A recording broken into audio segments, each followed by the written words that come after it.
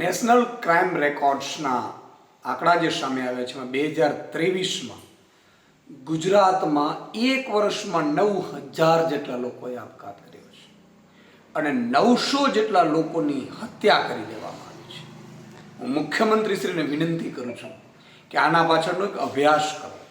આજે જ્યારે આ આંકડા ઉપર હું નજર ફેરવી રહ્યો હતો તો વિચાર કરો, ગરીબીના કારણે કેટલા લોકોએ જીવન ટૂંકાવ્યું છે, બેરોજગારીના કારણે જીવન ટૂંકાવ્યું છે, હાઉસવાઈફ જીવન ટૂંકાવી રહી છે, વેપારી નાના જીવન ટૂંકાવી રહ્યા છે, ખેડૂતો જીવન ટૂંકાવી રહ્યા છે, ઇવન વિદ્યાર્થીઓ જીવન ટૂંકાવી રહ્યા છે.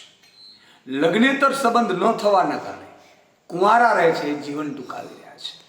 તમે કલ્પના કરો, આપણે ગુજરાતમાં એક વર્ષમાં 9,000 લોકોએ કંઈક ના કંઈક કારણોસર જીવન ટૂંકાવ્યું છે. એમાં મોટા ભાગે ગરીબી અને આર્થિક પરિસ્થિતિ જવાબદાર છે. તમે જુઓ, સામૂહિક આપઘાતો થઈ રહ્યા છે.